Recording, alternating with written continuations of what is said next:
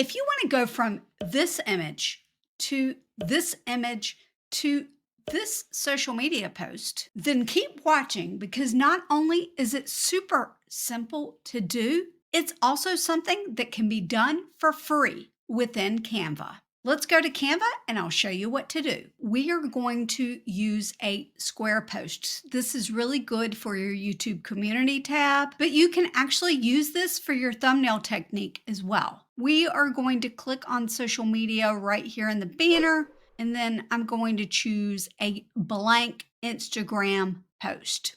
You're going to want to upload an image. Go to the Upload tab. If you're on desktop, it's on the left-hand side. If you're on mobile device, then look down at the bottom for the Uploads tab. We are going to click Upload and then click Upload File. Find your image. I actually took a screenshot of Sean because I wanted to challenge myself to see if I could get this terrible looking image to be better and suitable for a social media post. Uploaded the image, put it on the design. Spread that design across the canvas. It looks really terrible. Click on the image, go to Edit Photo. Make sure that you're on the Effects tab instead of, you don't want to be on Adjust or Crop. You want to be on the Effects tab. Scroll down for Image Upscaler. This is going to upscale the image within your design.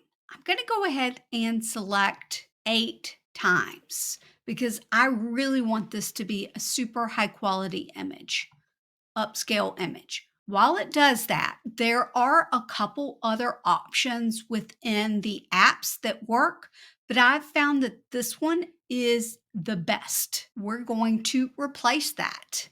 When you use this, if you do other things to the design after you use this, you may notice that the quality goes back down. However, once everything saves and settles, it will clear back up. Here's the better image. I wanted this trick to be free. Otherwise, I would use background remover.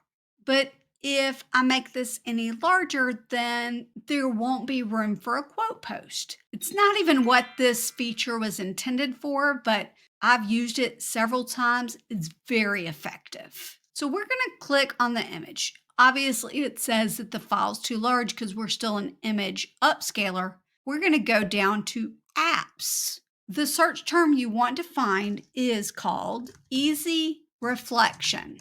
Currently, the thumbnail shows a little shoe. We're going to click that. If you've not connected it, it's going to ask you to connect it, but this is free and you do not need an extra account to utilize this. We're going to create a reflection. If you are finding value in what you're learning today, make sure that you hit the like button. It helps me to know that you want me to create more videos like this one. We don't want it to be below or above. We want this one to be on the left or the right.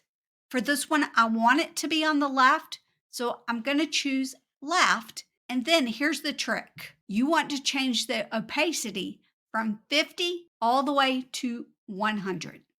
You can leave the offset just like it is, and we're going to add it to the design. When we do that, you're going to notice part of the image you can see through to the background and part of the image you can't. That's why you need it to be 100 because you want this whole one side of it to be solid so you can't see behind it. We're going to get rid of this one, put it up upper left corner, and size this. Then flip it. So we've got the image selected, go up to flip, flip horizontally. We're going to click the background and choose a color. Let's say we want it to be black. There may not be enough room here for text, so what we can do is just slide it over. That will leave us plenty room for text. Click on text.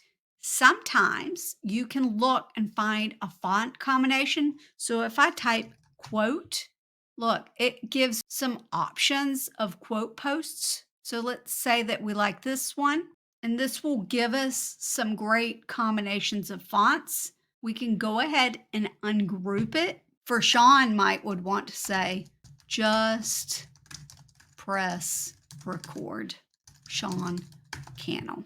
Of course, you would want to adjust everything so that it is aligned properly. However, let's just ignore the text. You can use this and give it a little different look by simply changing the background. I posted this one on my Instagram, Focus on What Moves the Needle, Sean Cannell during the 1K challenge. And here he is. You see, I moved him over just a little bit. I actually made some adjustments and gave him the Capri filter.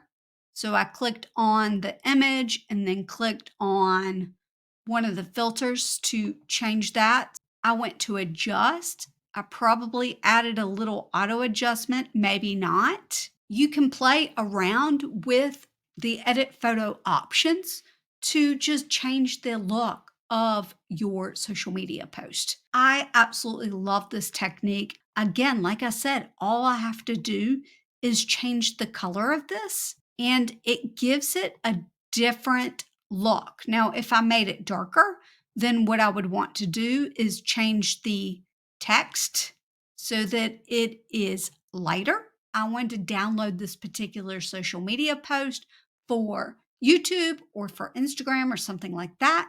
I would click share, download, and then I would choose the page that I would like, download it. You not only can use this technique on social media posts and thumbnails, but you could even use this technique on your YouTube banner. If you want to find out the mistakes that you're probably making on your YouTube banner, then check this video out right here, and I'll see you next time.